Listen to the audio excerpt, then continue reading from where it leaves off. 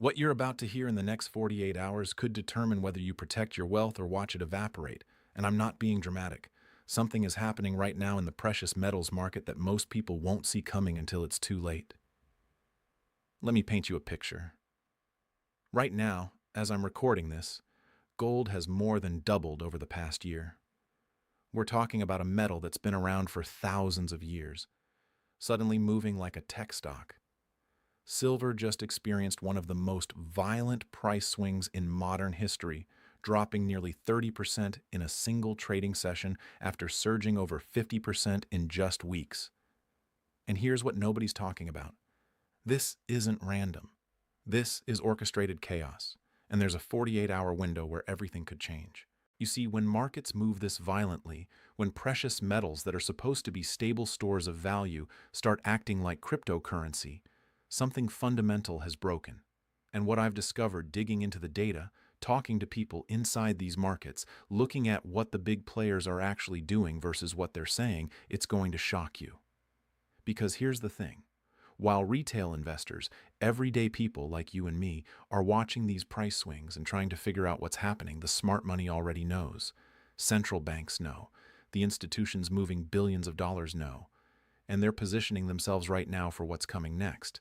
Let me show you something that should terrify you. Central banks around the world have been accumulating gold at record pace.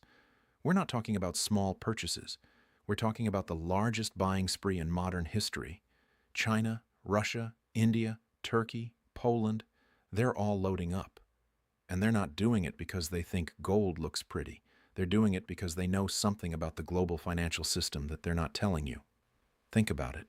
Why would central banks, the very institutions that print money, be buying gold? They can create currency out of thin air. They control interest rates. They have every tool imaginable to manage their economies. Yet they're converting their reserves into physical metal. That should tell you everything you need to know about their confidence in the current system. Now, before I go any further, I want to make sure you're getting the full picture here. I've put together a free guide that breaks down the saving secrets thousands of American retirees are using right now to protect their hard-earned wealth. It's in the description below. Grab it while you're watching this because what I'm about to reveal is going to make you want to take action, and that guide will show you exactly how. Alright, so let's talk about what's really happening. The recent silver crash, that 30% drop in a single day, that wasn't a natural market correction. That was a liquidity event. What does that mean? It means someone, somewhere, needed cash fast and had to dump massive positions. When you see moves like that, it's not because fundamentals changed overnight. It's because the plumbing of the financial system is under stress. And here's where it gets interesting. Right before that crash, silver had been on an absolute tear. It had doubled in value. Retail investors were piling in. Social media was buzzing. Everyone was talking about the silver squeeze, about taking delivery of physical metal, about breaking the paper market. And then boom, crash, margin calls, liquidations, panic selling. But look at what happened next. The price stabilized. It didn't go back to where it started. It held at levels significantly higher than where it began this run. That's not the behavior of a bubble that popped. That's the behavior of a market that got shaken out, that cleared out the weak hands, and is now consolidating before the next move. You want to know what the professionals are watching? They're watching the gold to silver ratio. This ratio tells you how many ounces of silver it takes to buy 1 ounce of gold. Historically, this ratio has averaged around 60 to 1. Right now, even after the recent volatility, we're still seeing ratios that suggest silver is undervalued relative to gold. And when that ratio compresses, when silver starts catching up to gold, the moves are explosive. Let me take you back to a moment in history that rhymes with what we're seeing today. In 1980, silver hit its all-time high. The Hunt brothers, 2 billionaire oil tycoons from Texas, tried to corner the silver market. They bought physical silver. They bought futures contracts. They took delivery of metal. At one point, they controlled nearly half the world's deliverable silver supply. The price went from around $6 an ounce to over $50 in just a few months. Then the exchanges changed the rules. They implemented position limits. They raised margin requirements. They made it impossible for the Hunts to maintain their positions. The price crashed. The Hunts went bankrupt. And the lesson everyone learned was, Don't fight the system. The system will change the rules to protect itself. But here's what's different now. Back then, it was two brothers. Today, it's entire nations. It's central banks. It's a coordinated move away from dollar dependence. You can't margin call a country. You can't change the rules when sovereign nations decide they want physical metal instead of paper promises. The BRICS nations, Brazil, Russia, India, China, South Africa, they're building an alternative financial system. They're talking about a currency backed by commodities, including gold. They're settling trade in their own currencies instead of dollars. They're accumulating gold reserves at a pace we haven't seen since the 1970s. And this is where the 48-hour alert comes in. Because right now, we're in a moment of relative calm. The volatility has settled. Prices have stabilized. But underneath the surface, the pressure is building. The fundamentals haven't changed. The reasons central banks are buying haven't changed. The geopolitical tensions haven't changed. What's changed is that the market just got a lot more efficient at shaking out weak hands. Think about the mechanics of the paper gold and silver markets. The COMEX, the London Bullion Market Association, these are where price discovery happens. But here's the dirty secret. Most of the trading is in paper contracts, not physical metal. For every ounce of physical gold in a vault, there are multiple claims on that same ounce. It's fractional reserve banking applied to precious metals. This works fine as long as everyone doesn't ask for delivery at the same time. It's like a bank run. Your money is safe as long as everyone doesn't try to withdraw it simultaneously. But what happens when confidence breaks? What happens when people start demanding physical delivery instead of accepting paper settlements? We've already seen glimpses of this. During the early days of the pandemic, there were massive disconnects between paper prices and physical prices. You could see gold trading at one price on the COMEX while dealers were charging premiums of 10% or more for physical coins and bars. That spread, that disconnect, that's a warning sign. It's telling you the paper market and the physical market are starting to diverge. And here's what keeps me up at night. The amount of physical silver available for investment is tiny compared to the amount of money in the financial system. We're talking about a market that's smaller than many individual stocks. If even a small percentage of investment capital decided to move into physical silver, there literally isn't enough metal to satisfy that demand at current prices. Now, I know what some of you are thinking. You're thinking, but I've heard this before. I've heard about silver shortages and gold manipulation and the dollar collapse, and yet here we are. The system keeps going. And you're right to be skeptical. The system has proven remarkably resilient. Central banks have tools we didn't even know existed until they used them. But here's the thing. Every system has limits. Every manipulation has a breaking point. And the signs are everywhere that we're approaching that point. Look at the debt levels. Look at the money printing. Look at the inflation that's not going away despite what the official numbers say. Look at the geopolitical fracturing. Look at the loss of confidence in institutions. Gold and silver aren't just metals. They're insurance policies. They're stores of value that have survived every empire, every currency, every financial system in human history. When people lose faith in paper, they return to metal. It's happened over and over again throughout history, and it's starting to happen again. Let me tell you about something that happened recently that didn't get much attention in the mainstream media. Several major banks got caught in a massive precious metals manipulation scheme. They were spoofing the markets, placing fake orders to move prices, then canceling those orders and trading in the opposite direction. They paid billions in fines, traders went to jail. And the message was clear. The market has been manipulated for years. But here's the question nobody's asking.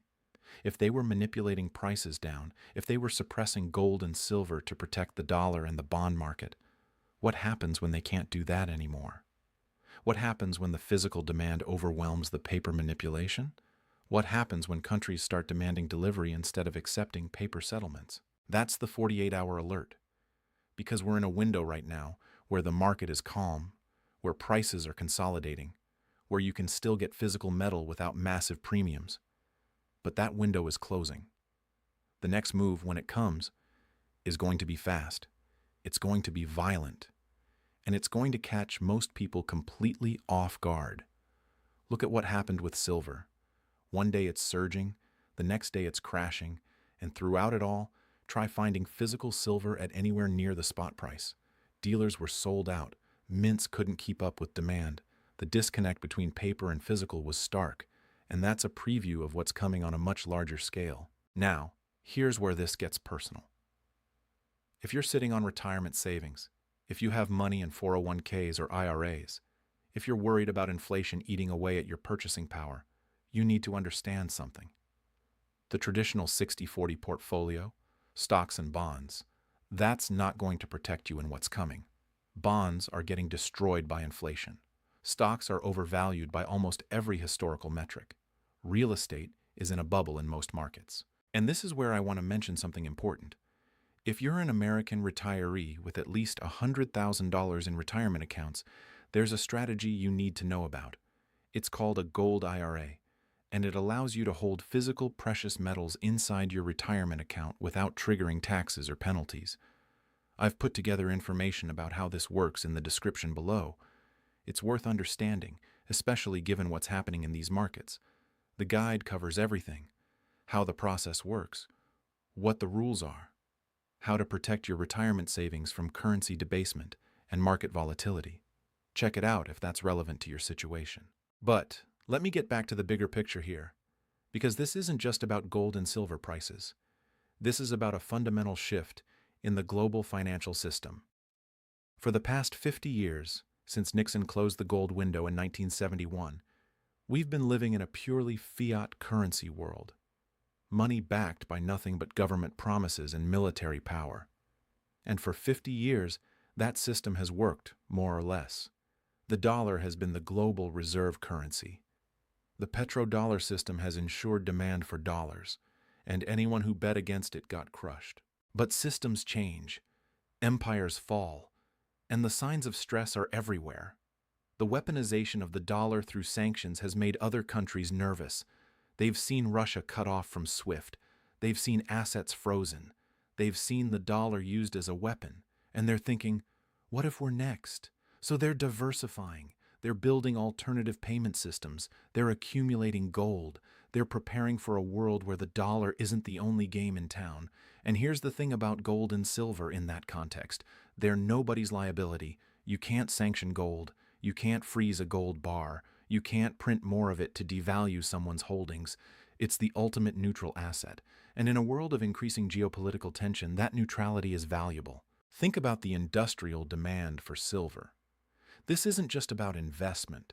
Silver is used in solar panels, in electric vehicles, in electronics, in medical applications. The green energy transition that governments around the world are pushing, that requires massive amounts of silver. We're talking about demand that's going to increase dramatically over the next decade. And the supply isn't keeping up. Silver mining is actually declining in many parts of the world. The easy deposits have been mined. The ore grades are getting lower. It takes more energy and more money to extract the same amount of metal. And with most silver coming as a byproduct of other mining operations, you can't just ramp up silver production in response to higher prices. The supply is relatively inelastic. So, you have increasing industrial demand, you have investment demand from people worried about inflation and currency debasement. You have central banks accumulating gold, which tends to pull silver along with it, and you have constrained supply. That's a recipe for much higher prices. The only question is timing. And that's where the 48-hour alert comes in, because the market just went through a violent shakeout. Weak hands got flushed out. Leverage positions got liquidated. The market is now in the hands of stronger players, people who understand what they're holding and why. And when the next move comes, there won't be as much selling pressure to absorb. Let me tell you what I'm watching. I'm watching the COMEX inventories. I'm watching how much physical metal is actually available for delivery versus how many paper claims exist on that metal. I'm watching the premiums on physical coins and bars. I'm watching what central banks are doing, not what they're saying. I'm watching the geopolitical situation, the debt levels, the money supply, the real inflation numbers. And everything I'm seeing tells me we're in the late stages of this fiat currency experiment. That doesn't mean the dollar is going to zero tomorrow. That doesn't mean the system is going to collapse next week. But it does mean the risks are asymmetric. The downside of not having precious metals exposure is potentially catastrophic. The downside of having too much is that you might underperform for a while. But the upside is protection against scenarios that would destroy everything else. Think about it like insurance. You don't buy fire insurance because you think your house is going to burn down. You buy it because the cost of being wrong is too high. Precious metals are financial insurance. They're protection against monetary chaos, against currency debasement, against the breakdown of the current system. And here's what most people don't understand. You don't need gold and silver to go to the moon to benefit from owning them. You just need them to maintain their purchasing power while everything else loses value. If inflation is running at 10%, but the official numbers say 3%, and your stocks are flat, you're losing 10% of your purchasing power. But if gold and silver are keeping pace with real inflation, you're protected. The recent volatility, as scary as it was, actually created an opportunity. It shook out the speculators. It reminded people that these markets can be violent. It separated the people who understand what they're holding from the people who were just chasing momentum. And now, in this period of relative calm, you can position yourself before the next leg up. Because make no mistake, there will be a next leg up. The fundamentals are too strong. The monetary situation is too precarious. The geopolitical tensions are too high. The debt levels are too extreme. Something has to give. And when it does, when confidence in the current system starts to crack, people are going to flood into the oldest forms of money humanity has ever known. I want you to think about what happened in Weimar Germany, what happened in Zimbabwe, what happened in Venezuela, what happened in Argentina. These weren't backward countries. These were functioning economies with educated populations and modern infrastructure, and yet their currencies collapsed. People who had saved their whole lives in the local currency saw their wealth evaporate. But people who had gold and silver, they preserved their purchasing power. They could still buy food. They could still pay for necessities. They survived. Now, I'm not saying that's going to happen in America or Europe or any developed country. But I am saying the risk is non-zero. And the cost of insurance is relatively cheap right now, especially after the recent volatility shook out some of the speculative premium. Here's what I want you to understand about the next 48 hours. We're in a decision window. The market has stabilized after the recent chaos. Physical metal is available, though premiums are still elevated. The mainstream narrative is that the volatility was just speculation, that everything is fine, that you should go back to your normal portfolio allocation.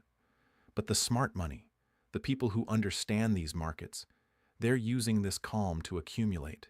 And once the next move starts, once prices start climbing again, once premiums on physical metals start spiking, once dealers start running out of inventory, it's going to be too late to get in at reasonable prices.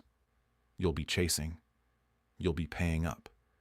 You'll be competing with everyone else who suddenly realize they need protection. The 48-hour alert isn't about predicting the exact moment prices are going to explode. It's about recognizing that we're in a narrow window of opportunity. It's about understanding that the conditions are set for a major move. It's about positioning yourself before the crowd figures it out. Think about the people who bought gold in the early 2000s when it was a few $100s an ounce. They were called crazy. They were told gold was a barbarous relic. They were mocked for not being in tech stocks or real estate. And then 2008 happened, and gold went from $800 to over $1,900. And suddenly those crazy gold bugs didn't look so crazy anymore. Or think about the people who bought silver in 2010 at $15 an ounce. They watched it go to $50 in 2011. Then they watched it crash back down. Then they watched it languish for years. And the whole time people were saying silver was dead, that it was a terrible investment, that they should have sold at the top. But those people who held through the volatility, who understood why they owned it, they're sitting pretty now, with silver having more than doubled again. The point is, precious metals aren't a get-rich-quick scheme. They're not a trade. They're a long-term store of value and a hedge against systemic risk. And right now, systemic risk is higher than it's been in decades. Maybe higher than it's ever been. Look at the derivative markets. Look at the amount of leverage in the financial system. Look at the interconnectedness of global banks. Look at the concentration of risk. Look at the complexity that nobody fully understands. And ask yourself, what happens when something breaks? What happens when the next crisis hits and the central banks have already used all their ammunition? What happens when interest rates are already at zero and they've already printed trillions and it's still not enough? That's when gold and silver shine. That's when being outside the financial system, holding physical assets that aren't someone else's liability, that's when it matters. And by then, it's too late to get positioned. By then, everyone wants in and there's not enough to go around. So, here's my challenge to you. Take the next 48 hours and really think about your financial situation. Think about your exposure to the dollar.